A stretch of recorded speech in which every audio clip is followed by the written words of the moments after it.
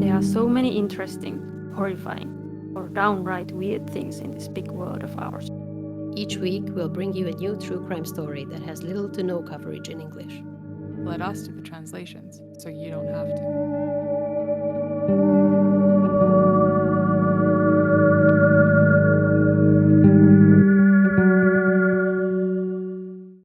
I'm Victoria. I'm Laura. And I'm Petra. This is the podcast Translation Murder. We will continue the story that we started in the last episode about the murder of a doctor in Osaka, Japan.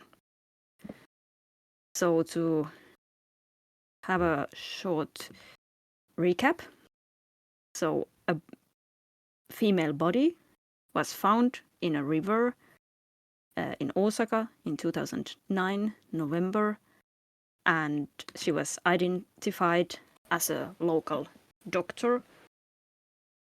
First, the police concluded that it was a suicide, but the family wouldn't believe that, so they did a demand for reinvestigation based on, for example, the autopsy and some other things that seemed suspicious. Okay, so that's roughly what happened in the last episode.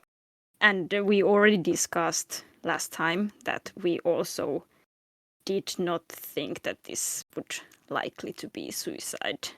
So we we agree with the family that it was a good idea to demand for reinvestigation.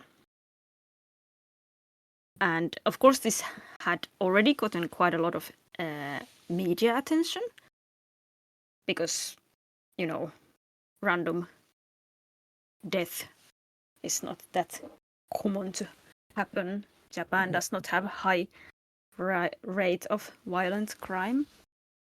But especially after the reinvestigation, it starts to get even more media attention.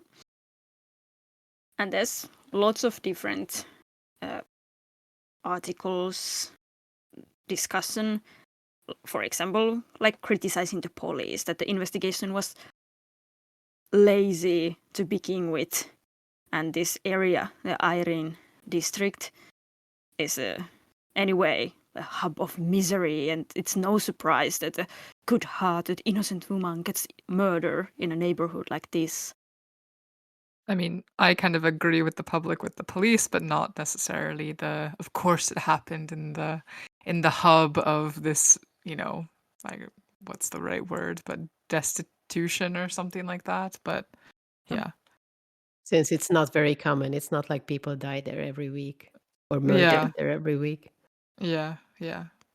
Yeah, I think it's like the media often gets very flamed up with this kind of theories, and the image of the area, of course, was indeed bad. So it's kind of the Skid Row of Osaka, if you understand the metaphor here. So basically, after the bubble economy, as they call it, in the 80s in Japan, when it exploded, the economical bubble, and in the 90s, the Japanese economy went downward spiral down. Anyway, you know what I mean. Went bad. So lots of people became jobless, and poverty rate skyrocketed. So, and there was lots of homeless people in this area, people on social welfare, people that do day labor, as I already told in the last episode. So this hiyatoi in Japanese. So they get the day-by-day based salary. Sometimes it might be week by week if they're lucky. And it's often like construction, cleaning, factory work, some kind of recycle facility work. And it might be like that they live in some kind of dorm that's in the area for the while that they're working, for example, for a couple of days or for a week. So they might be staying there for a while, and then they might be staying in the streets again, and like life is very unsteady for these people. But however, it really, like in some countries, I know that these type of areas can be really dangerous, that they actually have random violence in the streets. But in Japan, not that much. It's more about the image. Like if you're just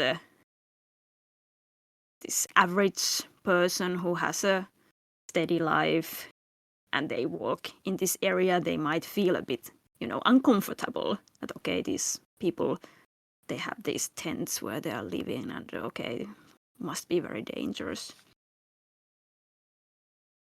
So yeah, when a common reader who doesn't even know the area maybe that well reads this, how the media portrays this area and the case, of course they are like, oh yeah, murder happens here, and criminals are getting protected here. No one wants to tell the truth to the police, most likely. Everyone's a friend of the criminal.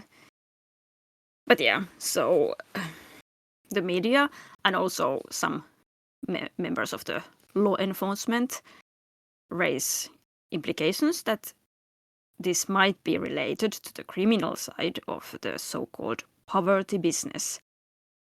Poverty business is quite a wide concept. It can also refer to, for example, this kind of like quick loans with high interest rates. Which also brings you back to your the first Japanese episode that you did, right? Because the guy got rich off of these loans, didn't he? Oh yeah, exactly. So he was part of poverty business, if you could say. Yeah. So yeah, that is kind of the legal part of poverty business. But the illegal part is, well, for example, in Japan, as medicine fees are generally exempted from anyone on public welfare, this causes that there are sometimes these healthcare frauds, and the person on welfare will get a prescription for psychopharmaceutical drugs from several different places, and then they might sell it forward for illegal use. And it's often just to get their own financial situation better, or pay some huge debts that they got from the money lenders from the legal poverty business side. So yeah, but they are usually not like these people who are on welfare and do this kind of frauds. They are usually not in the center of the drug trade, really. They are just being used. But anyway, I don't think they technically could be in the center of the business, because of course, like, you're not going to be able to get massive amounts of drugs to fuel like this drug empire. So it's kind of silly to assume that someone would be in the center, the eye of the storm of the drug trade or something. So yeah, exactly. So yeah, I would say that they are they are the victims of illegal drug trade. So yeah, these type of cases are not uncommon in this area. Yeah, so one of the theories is that, well, as we know, Sachiko was working as a doctor in the area, and she was also working as a volunteer with the homeless people. So it might be that she gained too much information, just overheard something, or someone told her something, and then they wanted to get rid of her. And I also read that there was a case that she told to her brother, that once she had seen her like patient or someone she helps a lot to doing drug dealing with the dealer, and then she went there to stop. It's like, okay, now stop darling, I want good things for you or something like that. And then the drug dealer was very angry. So maybe she was not liked amongst the people with bad intentions. So Yeah. in this case, she could be maybe the target of some higher ups in the drug business, but not necessarily the like homeless people that she was helping, but someone else who was exploiting her patients. Yeah, that was more of the theory in the media, that because the homeless people loved her, she was helping them, and there was lots of cases where they actually kind of got out of at least from the worst, for example, from drug addiction or that kind of state because of her. So they were very grateful. I But just yeah, want to bring basically, up something. Wait. Yeah. Is it okay? I don't know whether it's like politically correct to say homeless people or is it unhoused people? I don't know. I just wanted to bring that up. Oh, that's a good Really? question. I Yeah, don't know. I don't yeah. know. I'm just thinking. I don't know. I don't want Oh, to. let's Google this. I have no idea. Yeah, actually, Unhoused. Oh yeah, I've we wrote seen that the term somewhere. in the English. I think it's because in Japanese the word is homudesu, so it's just a direct Yeah. loan word. But of Also in course, Hungarian we use like homeless, but it's kind of like even like a not exactly homeless, but more kind of shelterless or something like that. So it sounds better. I don't know. Does it sound? Is it not politically correct? Homeless. yeah. In Finland we also just say like koditon, which means homeless. Yeah. Yeah. I think like some people say that it's more politically correct just to say unhoused or unsheltered because like homeless has a bit of more negative connotation, I think, historically too. And then unhoused is kind of like, okay, you don't have a house, but you have I don't know. Anyway, we But can then just again, I leave this think it's in. Yeah. problematic for the unhoused because lots of homelessness can also be that you actually do have, like, you are in different kind of shelters. You might stay at your friend's place or in a cheap hostel for a while, so you're not like you are housed from time to time, but you don't have a home, like Yeah. an actual home. But yeah, I Was don't know the the connotations in English, but I just feel that homeless is closer to the real meaning of the issue. what would be then the term for the phenomena? Because like then homelessness is what we usually use. What would it Yeah. be? Yeah, Unhoused. that's no, I think it's still homelessness, but then to be an unhoused person or an unsheltered Okay. person is the more politically correct way, as far as I understood it. But yeah, I just Yeah. wanted to include that. We can leave this in here, this discussion, because I think that's kind of, once again, Yeah. interesting on the cultural aspect and the language. So what was it, Petra, is used? The Japanese term? Homuresu. Okay, yeah. And then Victoria, what was it in Hungarian? It would be hajléktalan, which is kind of shelterless. Okay, yeah. All right, Yeah. cool. All right, so that's just an interesting tie back to the name of our podcast, Translation Murder. So Yeah. Yeah. okay, but yeah, I guess you can use whatever you want since in Japanese they also, and you're using Japanese notes. So just wanted to say that we're not deaf to the or like unaware. We're not unaware of any of these cultural nuances, but just wanted to, yeah. Good point. My notes are not in Japanese. That would be Yeah, too much languages in my head. yeah. But yeah, I wrote it based on the Japanese texts, so that was the natural choice for me. Yeah. So what was the last thing we discussed? Yeah, so that maybe someone in the higher hierarchy of the drug business of the area wanted to get rid of her. So this was one popular theory in the media.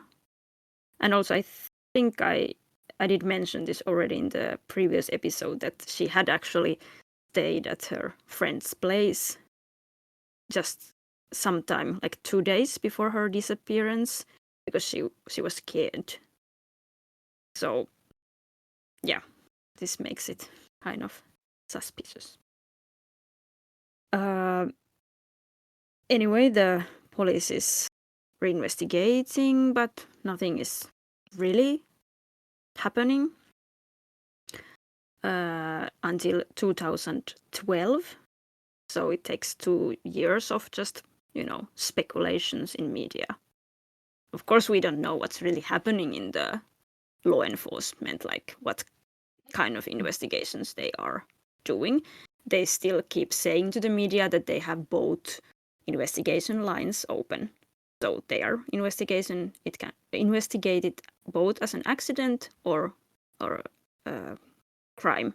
So they don't know. Yeah, and I think like there's quite a lot of other aspects of this police investigation. I know that I can have the tendency to hate upon cops or law enforcement, but there's also the other side, especially within this podcast, Small Town Dicks, that they also state that you don't know what's going on in the background until they're literally knocking at your door, because generally speaking, they want to keep stuff out of the media for the integrity of the case. Yeah, And they need to protect some information. Yes. Yeah, exactly. So maybe not everything is privy to, public scrutiny. So I think that could be the case, but I think in this case it just makes me think that since they did kind of fumble the case at the very beginning, I have a tendency to think that, oh, really, is stuff happening, instead of thinking that I'm giving the police the benefit of the doubt in this regard. But yeah, I think that's the only reason why I'm a bit tainted against the police in this case, because they really did fumble it. So yeah, indeed. But there is lots of pressure. Like they discuss this even in the parliament. I mean, it's not the topic of the parliament discussion, but it's mentioned in a parliament discussion. So it's really like kind of the whole country knows it to some extent. It's not a local issue. Okay, so nothing really happens before 2012.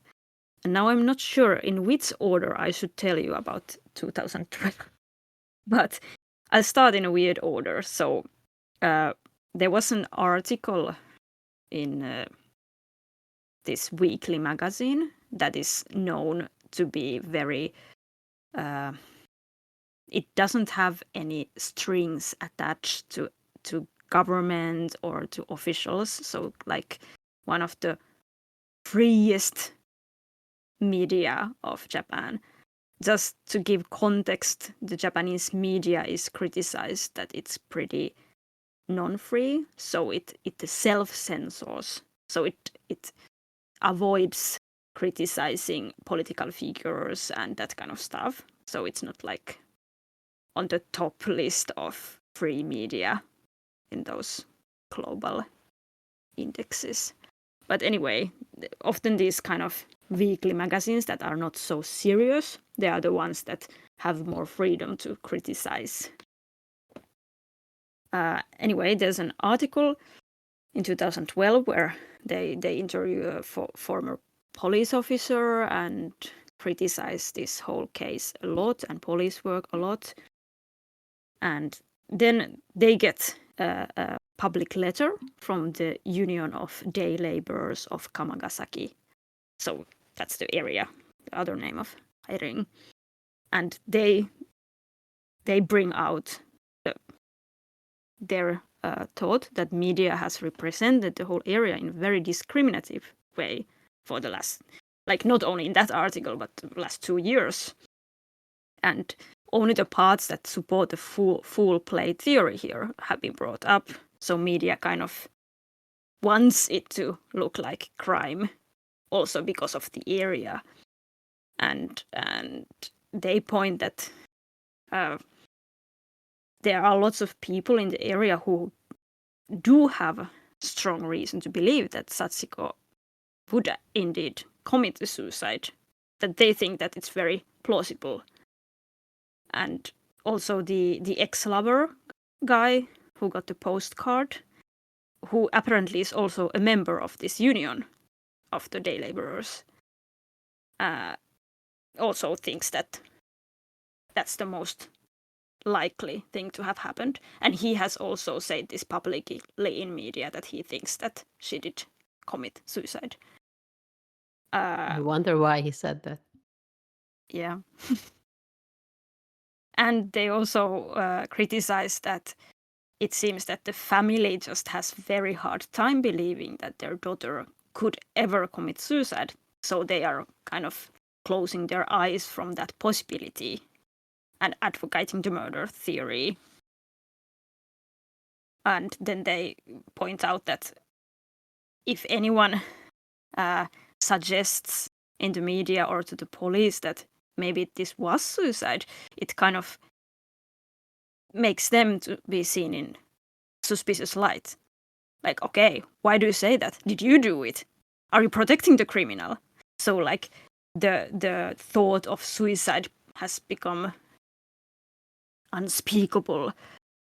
And also, like, well, this is their opinion. Was interesting. But one thing that I thought was very good point that they wrote was the problematic representation of Sachiko. Like, she's been working for years in the area as a volunteer. She knows the people with various issues and the complexity behind the issues.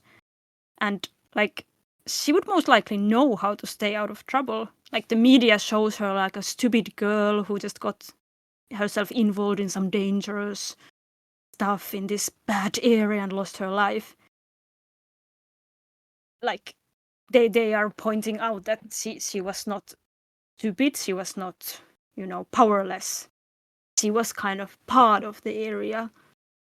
Yeah, it seemed like she was a well-respected member of the area as someone who, you go to for help and not just, this warrior just, out for a cause with being completely clueless. Like, I don't know, like a lot of people go to quote unquote third world countries and stuff without they just want to help, but they have no idea what exactly the type of help people need. And I think this woman knew.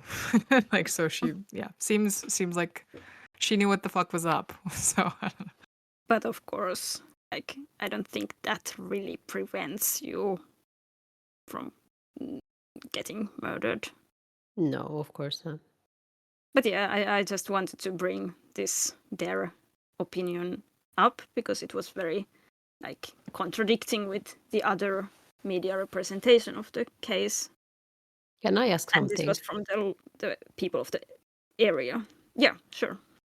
Were these controversies based on the physical evidence that, like, because basically what we talked about last time is that we didn't think it could be suicide, not because it's hard to imagine that she would commit suicide, but it's because there were a lot of physical evidence pointing to that suicide would be impossible. Like, it cannot be explained with that. So were these pieces of information available to the public? Those people who were saying that, oh, it could easily be suicide. Did they know that there were these physical evidence that was not matching? Yeah, that's a very good point. I'm not sure because, like, when I find like in which point this had been publicly released, all the points of the autopsy. So it might be that at the point of this letter being written, they haven't really seen yet all the details of the autopsy. Okay. And they do that also make more sense. Yeah, and they do also admit in the letter that they are not law officers and they cannot access to the investigation. So of course they can't see the whole picture, but that maybe also the media can't see the whole picture. There's lots of things that we can't see, and we should admit that. So yeah. In anyway, the same year, actually before already this letter, in August 2012, the family, like, apparently the investigation is not really like going anywhere. So the family files a criminal complaint without a suspect for murder and dismissing a body. So they're kind of like, okay, if nothing's happening, we are going to actually write this as a criminal complaint. And the complaint is officially accepted. And I don't know, I don't understand completely how the police investigation hierarchies and stuff work, but this might give more importance to it. So they actually have to deal with it when they take the complaint from the family.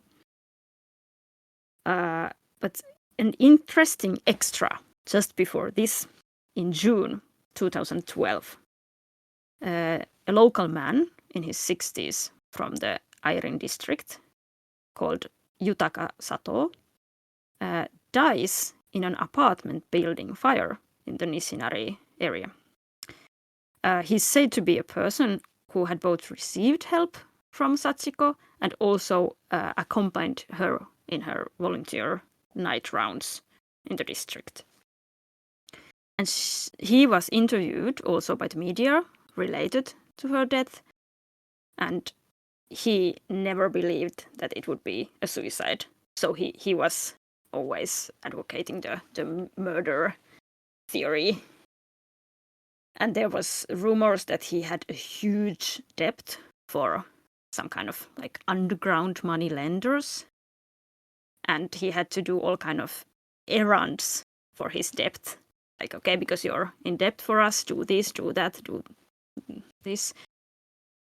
So there, when he died in the fire, there were theories that maybe he also knew something, or maybe he was involved, maybe he did it. Why did this happen just before the criminal complaint? Okay, that this might be not related at all. Like, who would know that the family is now going to file the complaint, but maybe they mentioned it somewhere. Anyway, this coincidence of him dying was also brought up after that in media.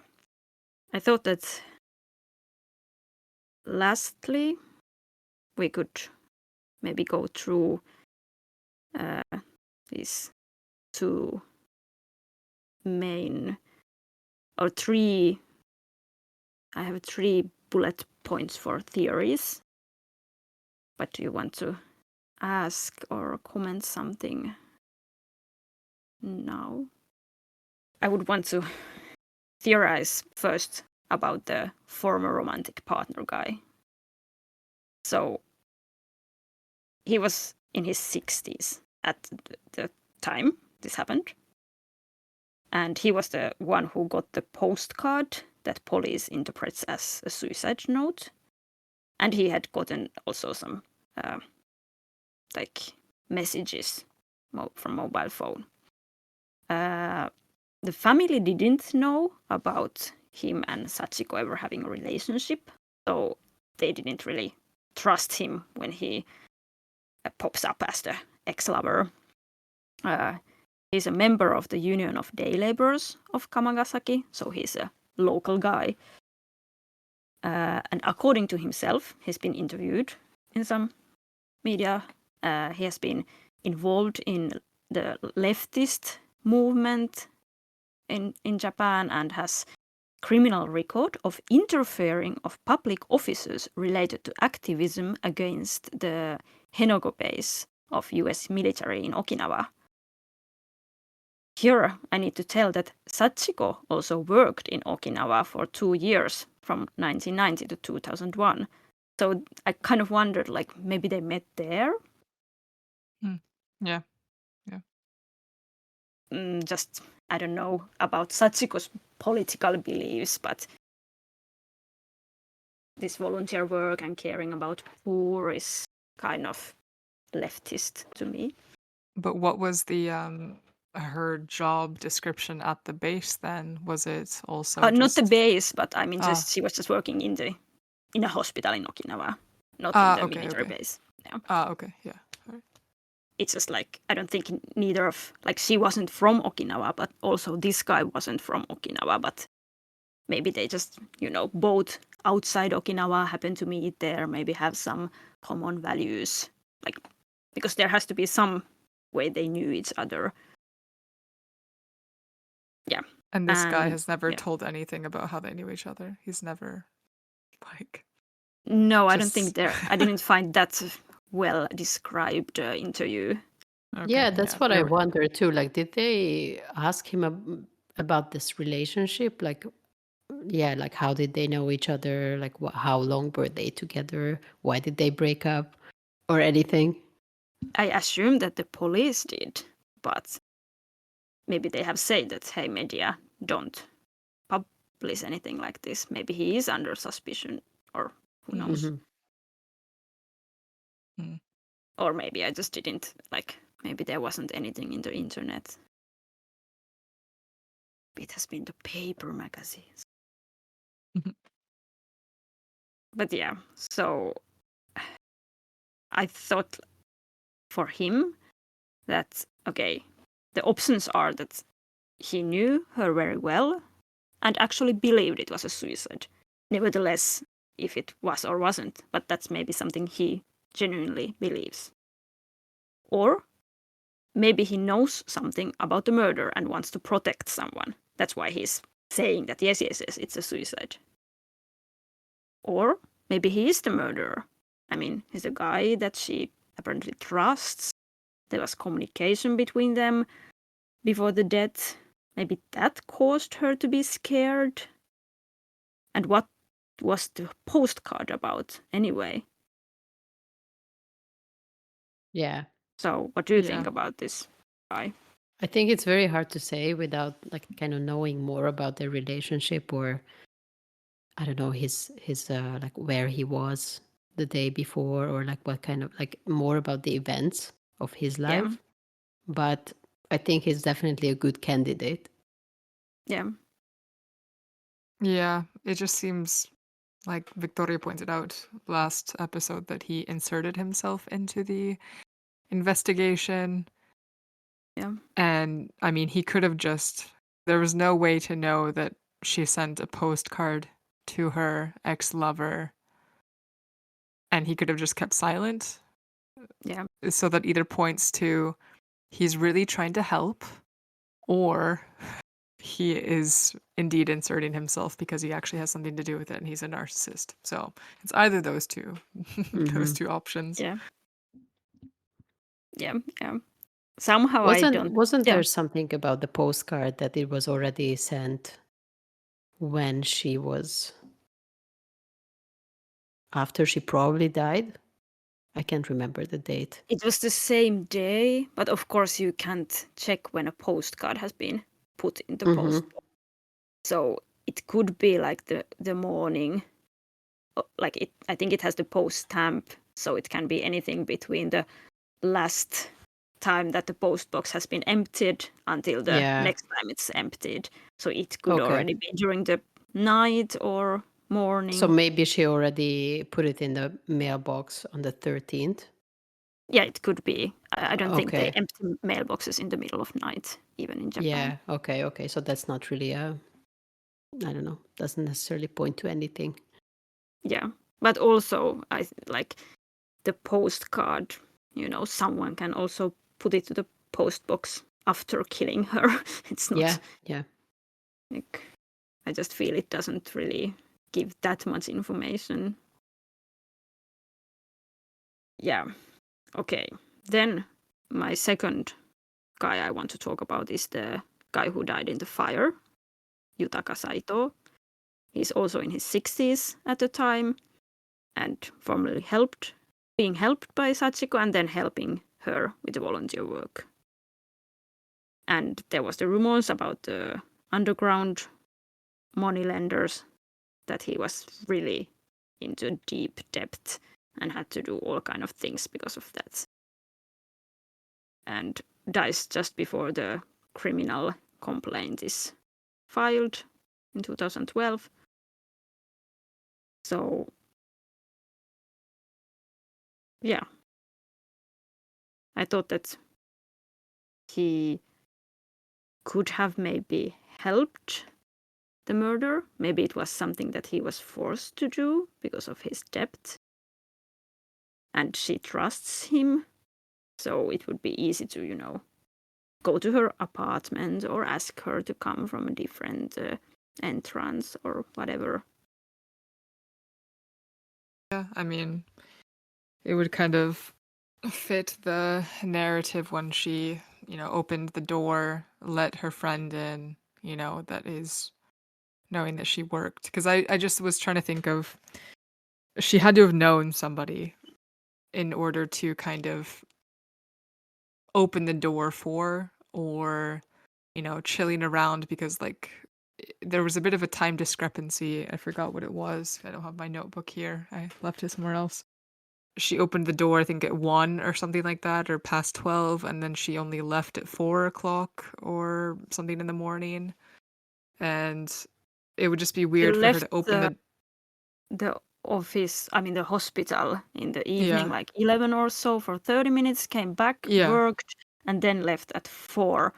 But Yeah, like yeah, 1 that's what minute it after was. that, the alarm goes off. Yeah, okay. So basically, in my mind, it was a bit of a weird thing that if someone had entered at that time, the only possible explanation is, when you're, I don't know if anybody else did this, but when you work at like a restaurant or you work at some facility or something like that, and your friends come to join you while you're quote unquote cleaning up or doing your tasks or whatever, and they just like chill there for a few hours. So maybe that was kind of the case. And this guy was like Yeah. chilling for 3 or 4 hours until she left in the morning.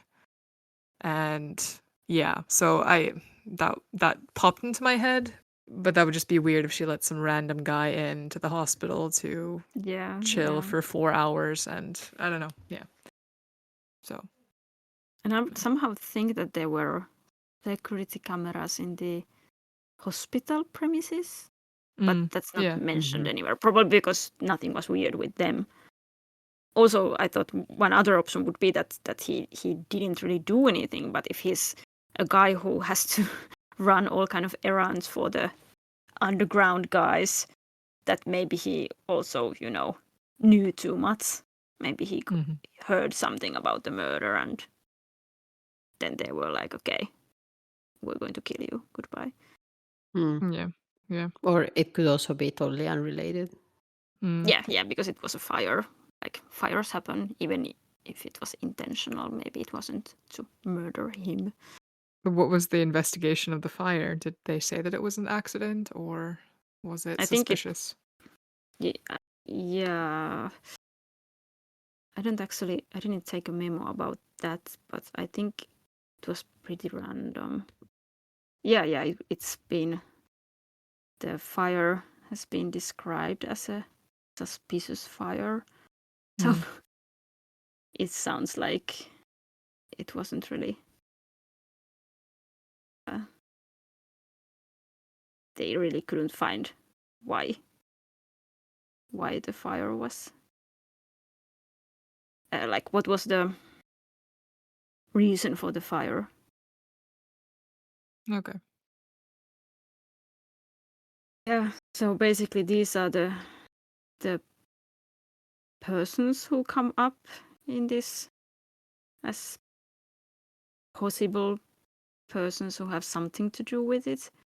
But otherwise, my thoughts were that, well, I mean, lots of these ideas already were brought up during our discussions, but so it could be a poverty business related, drug trade, someone in the drug trade hierarchy wants to get rid of her, or maybe, as I think Laura, you had this theory in the very beginning, like in the first episode, that maybe it was just a kind of random junkie or that kind of person who just gets an idea that yeah, I know that there's medicine there and I will try to go and acquire drugs. Maybe the whole killing was accidental. Maybe no one wanted to kill her, but something happened. It's just weird. Then why would they go back to her apartment? If they wanted drugs, then I'm sure there are lots of Yeah. drugs in the hospital too. Yeah, and if there's none missing, I would maybe say that that wasn't the case then of a random quote unquote junkie. But Yeah. yeah, And then but of then course yeah, I feel like it was someone that she kind of knew though, or at least wasn't completely uncomfortable with, or at least was going to help or something, because that could be the case where someone that she knew let into the hospital. Okay, well, I just need to do this paperwork and stuff, and then we can go back to my place, and then I'll help you out there. And then that's why they go, for instance, and then underneath the premise, like either something goes wrong or it's a hit on her because she messes up the business of drug trading in the district. But yeah, I think it's someone that she knew, in my opinion, because why else and how else would she get from the hospital opening up the hospital door to getting to her place? But yeah. I keep thinking about the security camera of the convenience store and how it was not recording. Yeah. So, and that also Who would ties have in. had Yeah. access to that, or like any means to get that erased? Yeah. So I think in that regard, where Petra brings up some mafia connections or something, and then this guy, it either could be the guy with the fire, since it's a bit suspicious. But yeah, I think someone that she knew had to have a part in it, and then the local mafia would have the connections indeed to get rid of the camera, the footage and stuff. So it could be both, both of those things. And then, trying to clean up loose ends by killing the guy in the fire or whatever. But Yeah. But I mean, the security camera was still for a convenience store, so it's not like a high security level premise. So I guess if you just know the right guy, you can easily do that. But you have to have a plan to do that to begin with. Yeah. And that also seems a bit kind of pretty planned, obviously, that you're in the business of committing crimes in order to get rid of the film, I think most people who are just Joe Schmo on the street wouldn't be like, okay, now I'm going to retrace the steps and I'm going to look out for any cameras, and then I'm going to basically acquire those films from all the cameras along the route that we walked, so then we know that they're not going to be able to catch us on the cameras, Or also just to go to the convenience store and say that, hey, please, could you erase that footage Yeah, from yesterday? for this much money or whatever, or something. Yeah. Yeah, but traditionally, I think lots of the mafia stuff also in Japan is about, you deal with the local businesses and you might, say that, hey, you do like I say, or things go bad. So I guess if you were an owner of a convenience store or the building or whatever, and someone's like, okay, just delete one day tapes, I would be like, okay, just, no don't questions do asked, anything, don't kill me. I don't care about the exactly. tapes. Yeah. I think if it's a mafia business like that, then that could be a totally possible scenario. Yeah, but then just I think since we don't know that much information from the cops, like, do they have a heavy hand in the convenience stores? Are they putting pressure on these people? Like, you don't know the kind of the social climate within this area. I mean, of course, mafia, I'm sure, has something to do with it, because, well, when there's impoverished people, usually people like that try to take advantage of people that are unadvantaged. So, or disadvantaged. Yeah, disadvantaged. That's a word, not unadvantaged. Okay. Yeah. So, if we're going off of theories, I think this one would make sense, but we'll probably not know unless someone speaks up. I think it just requires someone to attest that, I did delete the photo or the video because this guy told me to, and then tracing back and then blah blah blah blah blah. Yeah, But that won't happen unless someone actually speaks up. So yeah, I also got a feeling that there's lots of complex things going on. So it might be because of drugs that there's mafia involvement, and that's why, and also maybe some kind of distrust towards the police, because often police officers don't treat the poorer people that well. I mean, I don't think the Japanese police is known that they would be like violent towards them or anything, but still, probably they don't care about their problems that much. So there might be general distrust, or maybe there's fear that they don't want to open up to the law enforcement.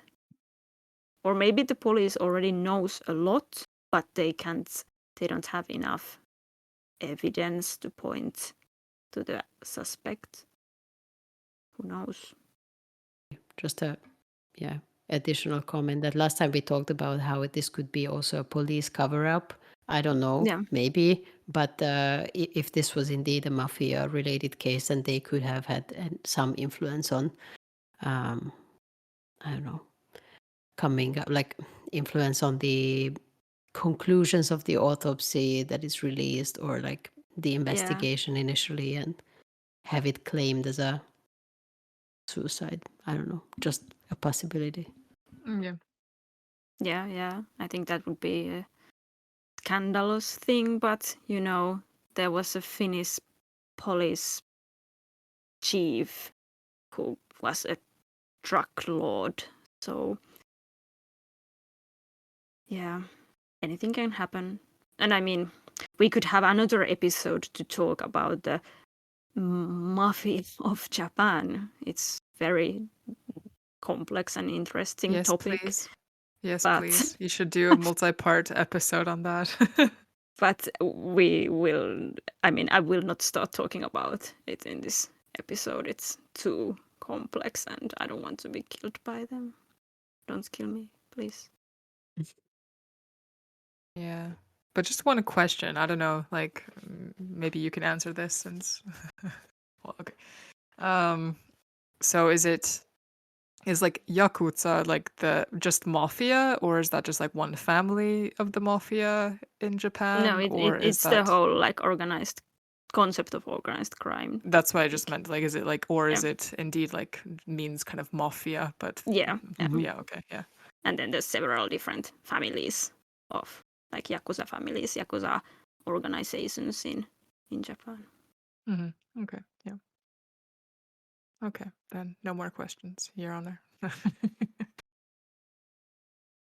But yeah, for the state of things as for now, the crime of dumping a body, that was the other crime that the family filed. Maybe they thought that it's one possibility that someone just dumped, or that the murderer is never caught, but maybe the dumper is.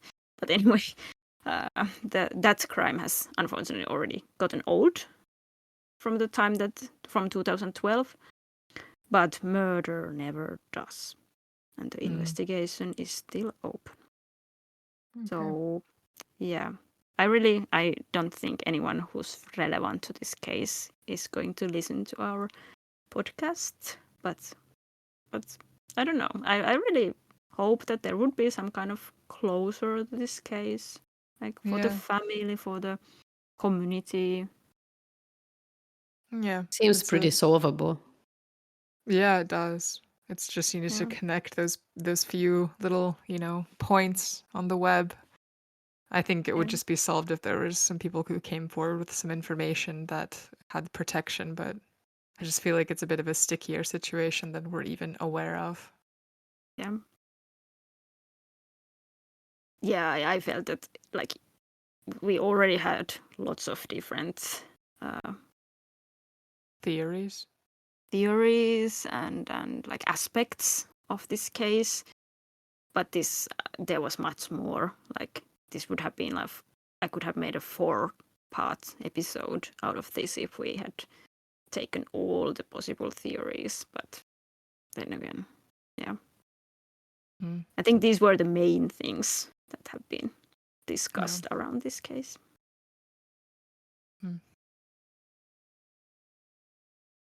But yes, I also learned a lot about the situation of people without a home in Japan, and yeah, it was a good process reading about this.